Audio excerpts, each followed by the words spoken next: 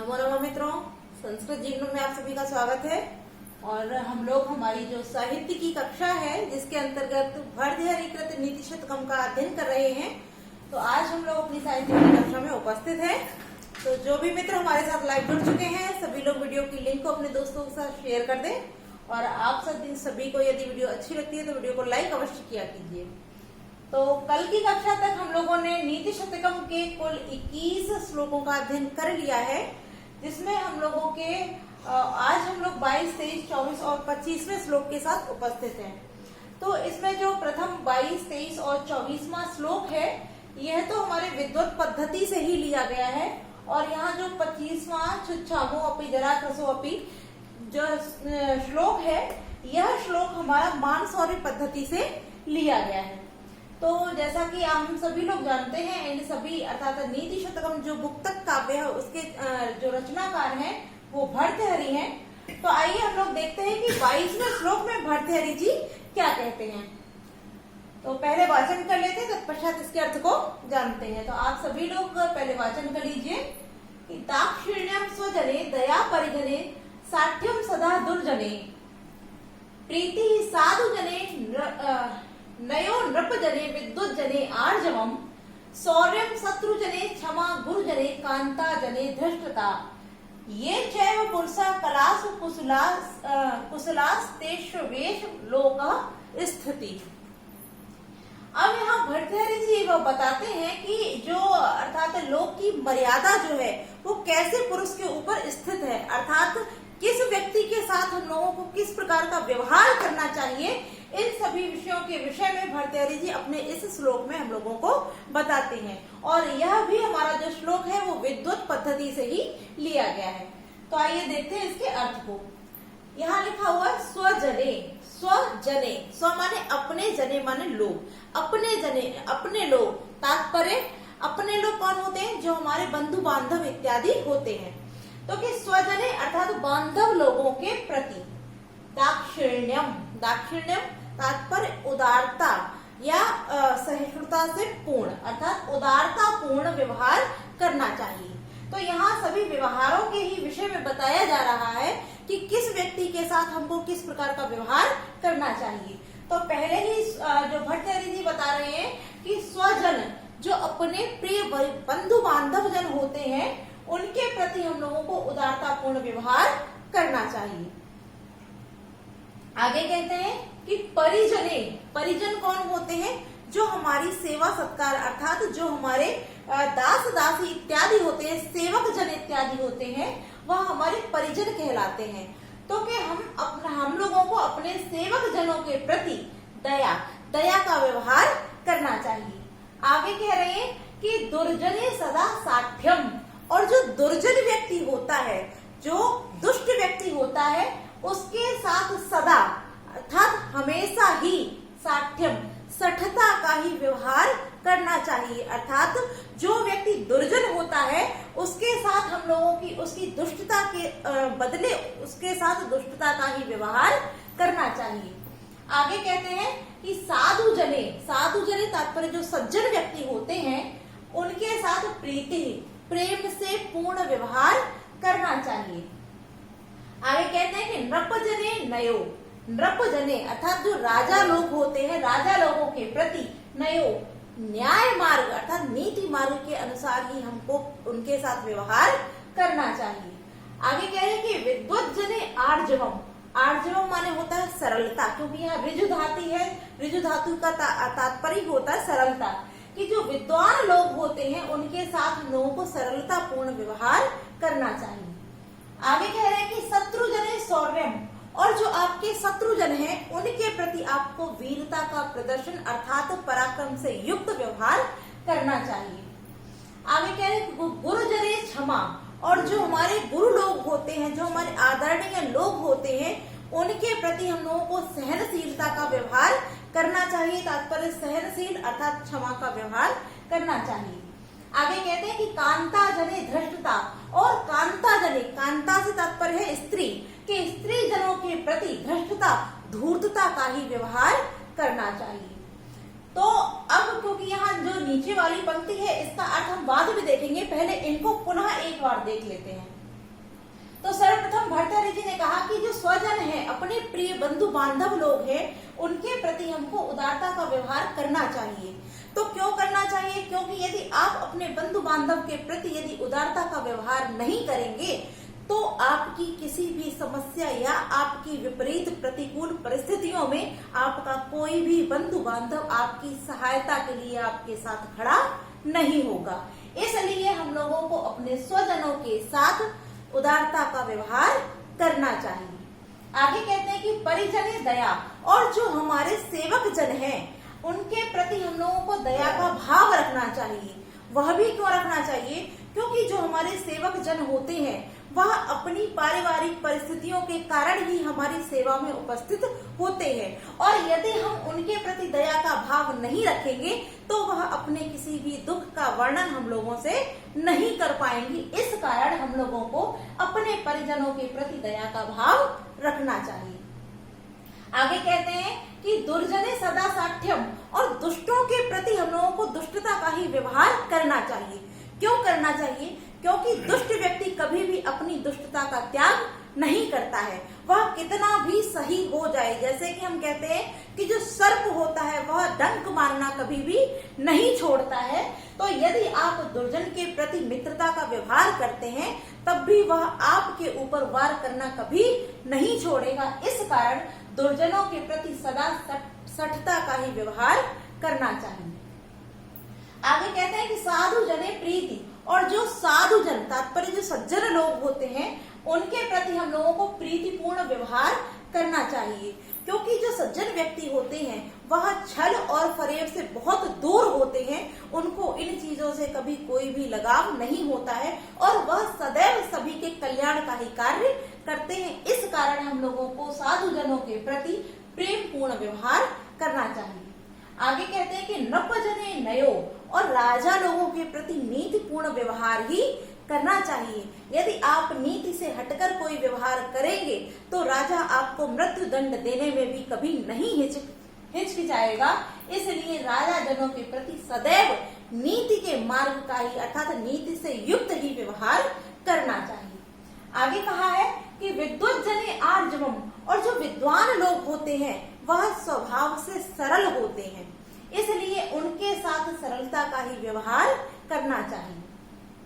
आगे कहा गया कि शत्रु जने शौर्यम, और जो शत्रु व्यक्ति होते हैं आपके जो शत्रु हैं, यदि आप उनके समक्ष अपने पराक्रम वीरता को दिखलाएंगे तो जो आपका शत्रु है वो स्वयं ही आपके समक्ष नतमस्तक हो जाएगा।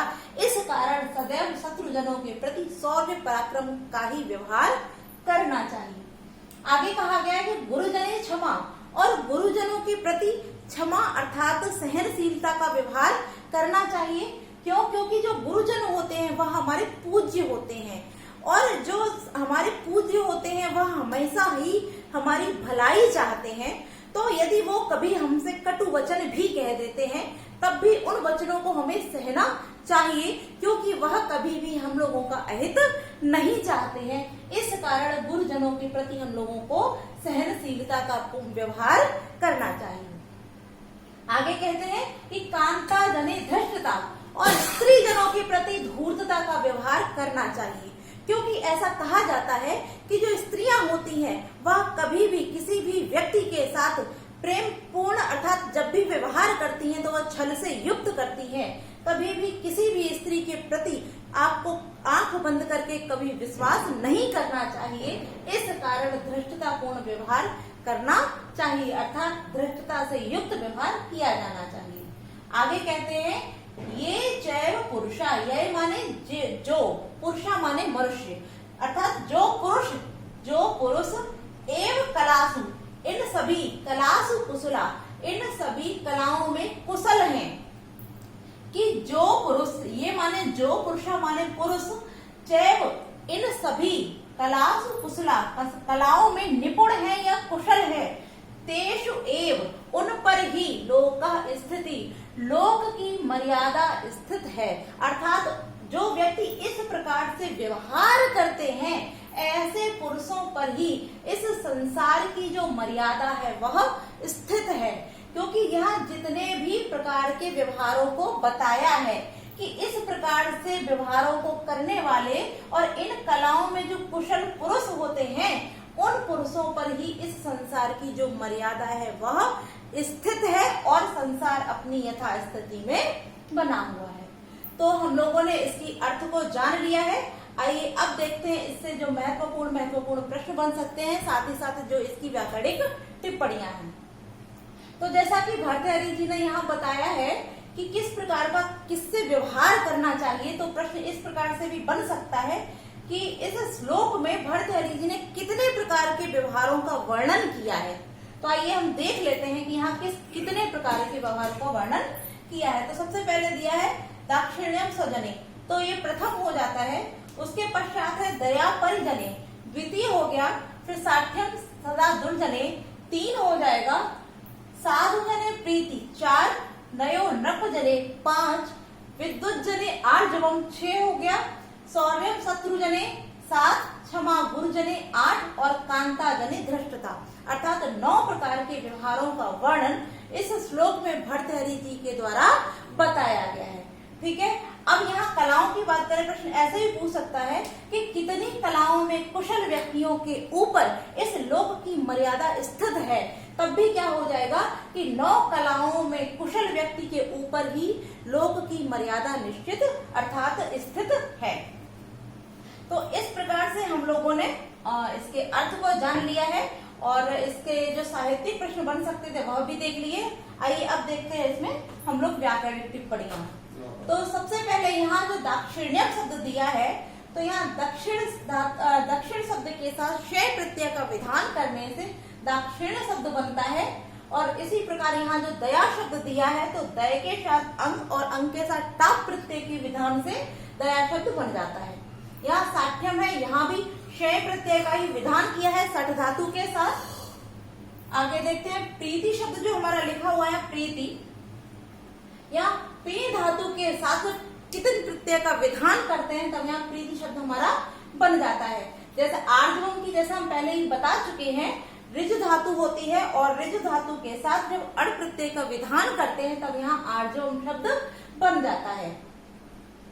आगे देखते हैं कि यहाँ लिखा हुआ है कुशलास तेषु एषु, तो यहाँ पर जो विधान, यहाँ यड़ संधि का विधान किया गया है। और जो आगे शब्द लिखा है लोकः स्थिता, तो लोक की स्थिति अर्थात लोक की मर्यादा, तो इस कारण यहाँ पर षष्ठी तत्पुरुष समास का विधान किया है, अर्थात लोक स्थिति शब्द में षष्ठी तत्पुरुष समास है। अब यदि हम इस यहाँ छंद की बात करें तो इस श्लोक में शार्दूल विक्रीडित छंद है। और जैसा कि हम पहले बता चुके हैं, शार्दूल विक्रीडित छंद में कुल 19 वर्ण होते हैं चारों चरण में। 4 चरण होते हैं और चारों चरणों में 19 वर्ण होते हैं। तो इस प्रकार से हम लोगों ने इसकी संपूर्ण अर्थ को देख लिया, व्याख्या देख ली और जो महत्वपूर्ण प्रश्न बन सकते थे उनको भी देख लिया है। तो आइए अब हम बढ़ते हैं अपने अगले श्लोक की ओर। तो यहाँ भर्तृहरि जी कहते हैं कि जाड्यम धियो हरति सिंचति वाच्यम सत्यम, मानोन्नति दिशति पापम अपाकरोति, चेतः प्रसादयति दिच्छ तनोति कीर्तिम, सत्संगति किम न करोति पुंसाम। अब यहाँ जो हमारा 23वां श्लोक है और 23वां श्लोक के जो चौथा चरण है सत्संगति किम न करोति पुंसाम, ये बहुत बहुत बहुत ही महत्वपूर्ण सूक्ति है, इसलिए आप इसको अवश्य ही ध्यान रखें। और जैसा कि हमने अध्ययन किया है और हम लोग जानते भी हैं कि जितनी भी महत्वपूर्ण सूक्तियां होती हैं वह सभी सूक्तियों में अर्थांतरन्यास अलंकार होता है। और वैसे अलंकार यहाँ अलग अलग हैं, किंतु जो सूक्तियां होती हैं वहां अधिक मात्रा में अर्थांतरन्यास अलंकार ही होता है। तो आइए अब देखते हैं इसके अर्थ को। तो यहाँ कहा गया है जाड्यम धियो हरति, धियो अर्थात बुद्धि, कि बुद्धि की, जाड्यम माने मूर्खता, जाड्यम माने होता है मूर्खता, तो कि धियो माने बुद्धि की, मूर्खता को हरति माने हरती है।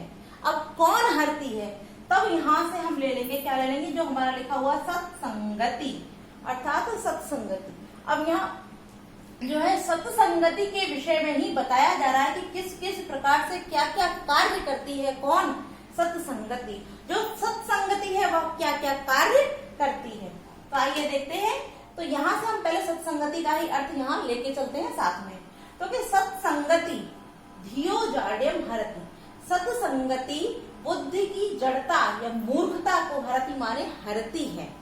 आगे कह रहे हैं कि वाचिम सत्यम सिंचती, वाचिम माने वाणी में, सत्यम माने सत्यता को, सिंचती माने सींचती है। और सींचने का तात्पर्य क्या है? यदि हम किसी पौधे को लगातार पानी देते हैं, सींचते हैं, तो वो निरंतर वृद्धि करता जाता है, अर्थात बढ़ता है। तो तात्पर्य यही हुआ कि वाणी में सत्यता को बढ़ाती है। क्या? सत्संगति, कि जो सज्जन मनुष्यों की संगति अर्थात अच्छे मनुष्यों की जो संगति होती है, वह पहले तो हमारी बुद्धि में जो मूर्खता जड़ता होती है उसको हर लेती है, अर्थात उसको दूर कर देती है। और वाचिम सत्यम सिंचती, और जो हमारी वाणी है उसमें सत्यम माने सत्य को, सिंचती माने बढ़ाती है या सींचती है। अर्थात जो मनुष्य झूठ बोलते हैं किंतु जब अच्छे लोगों की संगति में अर्थात सत्संगति में आ जाते हैं, तब उनकी वाणी में जो अनृत अर्थात जो झूठ बसा होता है वह दूर हो जाता है और उसमें सत्यता आ जाती है। तो इस प्रकार से जो सत्संगति है वो वाणी में सत्यता को भी बढ़ाती है। आगे कहते हैं कि मानोन्नति दिशति, मान और उन्नति, मान को उन्नति माने बढ़ाना, कि मान को बढ़ता हुआ या मान की वृद्धि को, दिशति माने दिखाती है, कि मान की वृद्धि को दिखाती है। और पापम अपाकरोति, और पाप को अपाकरोति तात्पर्य नष्ट करती है। कि जो सत्संगति है वो मान में वृद्धि को दिखाती है अर्थात मान को बढ़ाती है, और जो पाप हमारे अंदर छिपा होता है इसको नष्ट कर देती है। अपाकरोति से तात्पर्य है कि नष्ट कर देती है। ठीक है, आगे क्या करती है यह सत्संगति? कि चेता, जो हमारा चित्त है, मन है, हृदय है, उसको प्रसादयति, प्रसन्नता प्राप्त कराती है अर्थात प्रसन्न करती है। कि हमारे चित्त में प्रसन्नता स्थापित करती है अर्थात प्रसन्न करती है। और दिक्षु तनोति कीर्तम, दिक्षु माने होता है दिशाओं में, कीर्ति हमारे यश को, तनोति माने फैलाती है। कि जो चारों दिशाएं हैं, इन चारों दिशाओं में हमारा जो कीर्ति है उसको फैला देती है। कौन? सत्संगति। तो यह सभी विशेषताएं बताई जा रही हैं कि मनुष्य के लिए सत्संगति क्या क्या करती है। तो सबसे पहले क्या बताया? कि बुद्धि से जड़ता को, मूर्खता को हर लेती है। द्वितीय बताया कि वाणी में सत्यता को स्थापित करती है अर्थात बढ़ाती है। आगे तीसरा बताते हैं कि मान में वृद्धि को दिखाती है अर्थात निरंतर मान में वृद्धि करती ही जाती है। चौथा कह रहे कि पापम अपाकरोति अर्थात पाप को नष्ट कर देती है। फिर कहते हैं कि चित्त को प्रसन्न करती है। पांचवा क्या हो गया? कि हमारा जो हृदय होता है इसमें प्रसन्नता को भर देती है। और छठवां क्या बता रहे हैं? कि चारों दिशाओं में अर्थात चारों नहीं जो 10 दिशाएं हैं, 10 दिशाओं में हमारी कीर्ति को फैला देती है। आगे कहते हैं कि सत्संगति किम न करोति पुंसाम, जो सत्संगति है, किम माने क्या, ना माने नहीं, करोति माने करती है, पुंसाम माने पुरुष के लिए अर्थात मनुष्य के लिए। तो कि जो सत्संगति है वो पुरुष के लिए क्या नहीं करती है? तात्पर्य सब कुछ करती है। अर्थात भर्तृहरि जी का कहना है कि यदि कोई मनुष्य सत्संगति में आ जाता है तो वह सत्संगति उस मनुष्य के लिए क्या क्या नहीं करती है। तात्पर्य सब कुछ करती है जो अन्य कोई नहीं कर सकता है। तो हम लोगों ने जो हमारा 23वां श्लोक था इसके अर्थ को जान लिया है। आइए अब देखते हैं इसके जो प्रश्न बन सकते हैं। तो सबसे पहला प्रश्न तो यही बन सकता है कि सत्संगति किम ना करोति पुंसाम, अर्थात सत्संगति जो है वो पुरुष के लिए क्या नहीं करती है। तो आप सब कुछ यहाँ पर जितने हमारे लिखे हुए यह सब कुछ कौन करता है? सत्संगति ही करती है। तो सत्संगति मनुष्य के लिए कितने कार्यों को करती है? तो यहाँ हमने देखा कि यहाँ 6 प्रकार के कार्यों को सत्संगति मनुष्य के लिए करती है। अब यहाँ अगर हम यहाँ संधियों की बात करें तो मानोधन उन्नति अर्थात मान धन उन्नति, तब यहाँ गुण संधि हो जाएगी। और बाकी यहाँ संधियां इत्यादि तो नहीं है। अब देख लेते हैं हम इसकी, यहाँ जो लिखा हुआ जाड्यम, तो जड़ धातु के साथ हम शय प्रत्यय का जब विधान करते हैं तब यहाँ जाड्यम शब्द हमारा बन जाता है। आगे हम देखते हैं यहाँ हमारा जो लिखा हुआ है शब्द है सत्संगति। तो यह सत्संगति मुख्य है क्योंकि इस संपूर्ण श्लोक में जो अर्थ दिया है, जो भाव दिया, जिसके विषय में बताया गया है वो कौन है? सत्संगति, तो सत की संगति अर्थात यहाँ सबसे पहले सत्संगति में षष्ठी तत्पुरुष समास हो जाएगा और संगति की विशेषता बताए जाने के कारण यहाँ कर्मधारय समास भी हो जाएगा। अर्थात सत्संगति में षष्ठी तत्पुरुष और कर्मधारय तत्पुरुष दोनों ही समास हमारे यहाँ देखने को हमको मिलते हैं। अगर प्रश्न पूछा जाता है कि यह जो श्लोक है यह किस पद्धति से है, तब यह विद्युत पद्धति से ही है। और अगर हम छंद की बात करें तो यह हमारा वसंत तिलका में लिखा हुआ है। यह हमारा जो छंद है वह वसंत तिलका छंद है। तो आइए अब बढ़ते हैं हम लोग हमारे 24वें श्लोक की ओर। और यह 24वां श्लोक जो है वह भी हमारा विद्युत पद्धति से ही लिया गया है। और जैसा कि यह अंतिम श्लोक है विद्युत पद्धति का, विद्युत पद्धति का, तो आइए देखते हैं यहाँ क्या कहते हैं हमारे भर्तृहरि जी। तो यहाँ सबसे पहले कहा गया कि सुकृतिनो, सुकृतिनो तात्पर्य पुण्यशाली, जो पुण्य को करने वाले हैं अर्थात पुण्यशाली। रस सिद्धा, रसों में सिद्ध। अब जैसा कि हम सभी जानते हैं श्रृंगार आदि, श्रृंगार, करुण, शोक, हास्य, जुगुप्सा इत्यादि जो हमारे रस हैं, तो यहाँ सभी रसों की ही बात की जा रही है कि पुण्यशाली और श्रृंगार आदि रसों में सिद्ध, ते माने वे कवि ईश्वर। तो कवियों के ईश्वर, अब कवियों के ईश्वर कौन होते हैं? जो कवियों से भी बड़े कवि हों अर्थात महाकवि। जयंती माने जीतते हैं। कि पुण्यशाली और रस श्रृंगार आदि रसों में सिद्ध वे महाकवि, जयंती माने जीतते हैं। आगे कहते हैं येषाम, जिनमें, जिनमें किनमें? महाकवियों में, जिनमें, जिन महाकवियों में यश काये, यश रूपी शरीर अर्थात उनके यश शरीर में जरा, जरा माने होता है बुढ़ापा, और मरणम मृत्यु का, जम माने जन्म लेने वाला अर्थात बुढ़ापे और मृत्यु से, जा माने उत्पन्न, भयम माने भय, नास्ति माने नहीं होता है। तो यहाँ भर्तृहरि जी कहते हैं कि जो महाकवि लोग होते हैं अर्थात जो श्रृंगार आदि रसों के अद्वितीय ज्ञाता होते हैं और पुण्य को जानने वाले अर्थात पुण्यशाली होते हैं, ऐसे महाकवि सदैव क्या करते हैं? जयंती माने जीतते ही हैं। और ये शामन इन महाकवियों के यश काये, यश रूपी शरीर में जरा मरण, न तो बुढ़ापे का ही भय होता है और ना ही मृत्यु से उत्पन्न ही भय होता है। कि इन लोगों को किसी भी विषय अर्थात न तो बुढ़ापे का भय है और ना ही मृत्यु का भय होता है।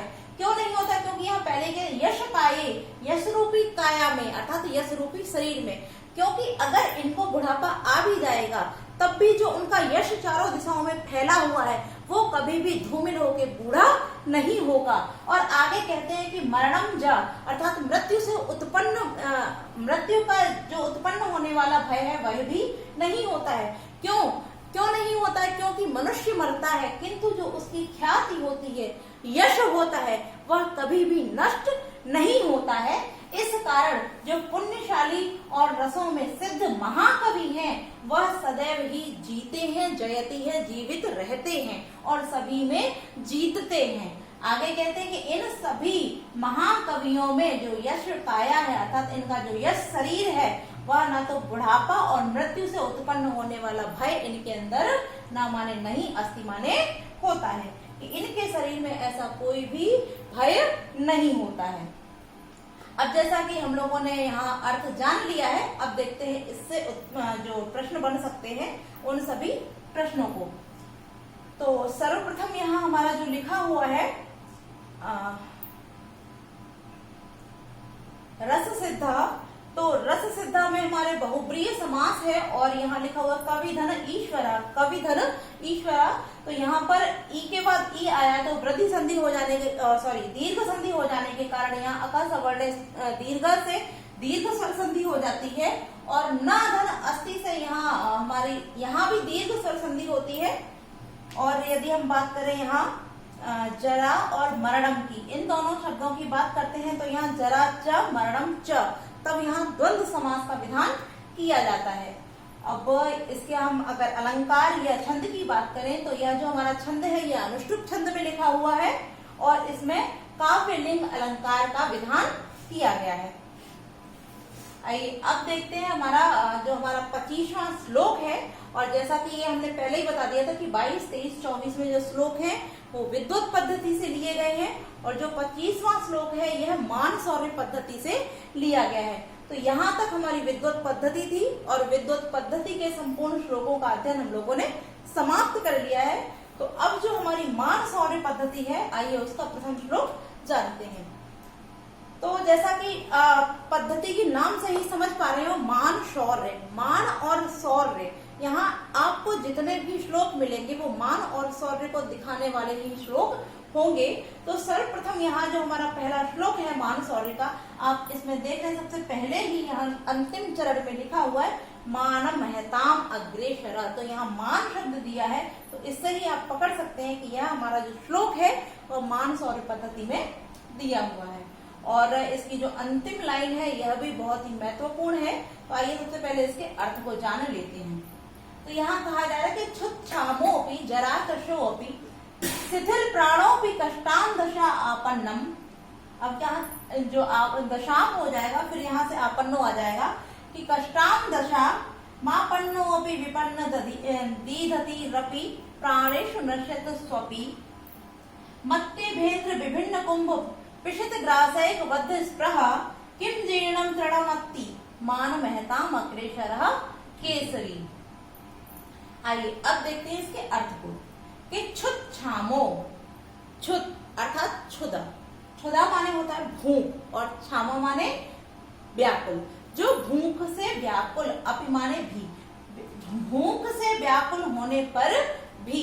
आगे जरा क्रशो, जरा माने जैसे हमने अर्थ यहाँ भी जान लिया, जरा माने होता है बुढ़ापा और कृश माने क्षीण, कि बुढ़ापे से क्षीण होने पर भी, अपि माने भी। शिथिल प्राणोपि, शिथिल प्राण होने पर भी अर्थात पराक्रम के शिथिल होने। यहाँ प्राणों से तात्पर्य क्या है कि जिसका बल, जिसका पराक्रम शिथिल हो जाए, तो कि शिथिल पराक्रम वाला, यानी कि पराक्रम के शिथिल होने पर भी। कष्टाम दशा आपन्नो अपि, अब यहाँ जैसे पूर्ण हो जाएगा, इसको डैश लगा देते हैं यहाँ से कि कष्टाम दशाम आपन्नो अपि, कष्ट की दशा को आपन्नम माने प्राप्त होने पर भी, कि कष्ट की दशा को प्राप्त होने पर भी। विपन्नम दीधिति रपि, अर्थात जिसकी कांति नष्ट हो चुकी हो, तो कांति के नष्ट हो जाने पर भी।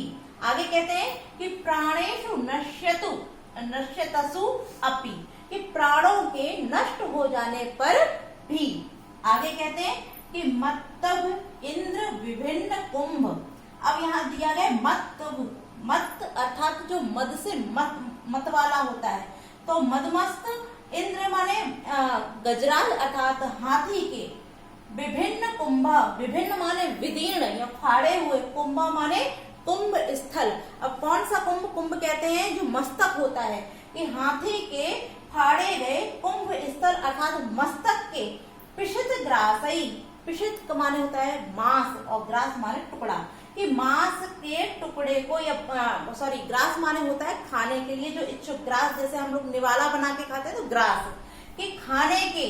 और एक बद्ध स्पृहा, खाने का एकमात्र, स्पृहा माने चाहने वाला। किम माने किस, क्या, जीर्णम माने सूखे हुए, तृणम माने तिनके को, अति माने खाता है। मान महताम, मान महताम तात्पर्य स्वाभिमानियों में। अग्रेसरः, अग्रेसरः अर्थात जो सबसे पहले गिना जाए, अर्थात अग्रगण्य अर्थात अद्वितीय। केसरी माने सिंह। तो यहाँ जितनी भी विशेषताएं बताई जा रही है वो सिंह को लेकर के बताई जा रही हैं। किंतु यहाँ जो बोला जा रहा है, किसके लिए बोला जा रहा है, तो यहाँ सबसे पहले ही लिखा हुआ है मान महताम अग्रेसरः, अर्थात स्वाभिमानियों में जो सबसे पहले गिना जाता है, ऐसे व्यक्तियों का उदाहरण देने के लिए यहाँ केसरी जो सिंह है, क्योंकि सिंह सभी पशुओं में पशुओं का राजा माना जाता है, इसीलिए उसका उदाहरण लेते हुए भर्तृहरि जी बता रहे हैं कि जो सिंह होता है वो भूख से चाहे कितना भी व्याकुल क्यों ना हो, बुढ़ापे से जो जिसका शरीर जो है वो क्षीण क्यों ना हो गया हो, और जिसका पराक्रम शिथिल हो जाने पर भी कष्ट की दशाओं को प्राप्त होने पर भी, अपनी कांति के नाश हो जाने पर भी, और अंत में कहते हैं कि प्राणों के नष्ट हो जाने पर भी जो सिंह होता है वह, क्योंकि सिंह क्या करता है, जो हाथी होता है, जो मतवाला हाथी होता है, ऐसे हाथी के फाड़े हुए मस्तक के मांस को खाने का एकमात्र इच्छुक होता है। तो जो सिंह क्या करता है, जो सिंह मतवाले हाथी के फाड़े हुए मस्तक के मांस को खाने का एकमात्र इच्छुक सिंह, क्या जब भूख से व्याकुल हो या शिथिल हो गया हो तब क्या, और वो कैसा, जो मान महताम अग्रेसरा अर्थात स्वाभिमानियों में सबसे पहले गिना जाने वाला सिंह, क्या भूख से व्याकुल होने पर जीर्णम तृणम सूखे तिनकों को किम अति क्या खाता है, नहीं। कहने का तात्पर्य है कि जो सिंह है वो चाहे भूखा हो, बूढ़ा हो, शिथिल पराक्रम वाला हो, कष्ट की दशाओं को प्राप्त हो, जिसकी कांति नष्ट हो चुकी हो और प्राण भी जिसके निकलने वाले हो, ऐसा जो सिंह होता है वह क्या खाने का इच्छुक होता है, जो हाथी के मस्तकों को स्वयं फाड़ कर उसके मांस को खाने वाला सिंह होता है। क्या वह इन सारी व्याधियों को अर्थात दुख को प्राप्त करने के बाद क्या सूखे तिनकों को खाने लगता है, नहीं। इसी प्रकार जो मान महताम अग्रेसर, जो स्वाभिमानियों में सबसे पहले गिने जाने वाले व्यक्ति हैं, जो स्वाभिमानी व्यक्ति होते हैं, क्या वह कष्ट की दशाओं में किसी भी ऐसे अद्वितीय जो उनके द्वारा करने योग्य नहीं है, क्या ऐसे कार्यों को वह कर सकते हैं, तो नहीं। तो यहाँ सिंह को दृष्टांत बनाते हुए भर्तृहरि जी बताते हैं कि जो स्वाभिमानी मनुष्य होते हैं वह अपनी शक्ति के अनुसार ही अपने फल को प्राप्त करते हैं, वह किसी भी चीज को ऐसे प्राप्त नहीं करते हैं।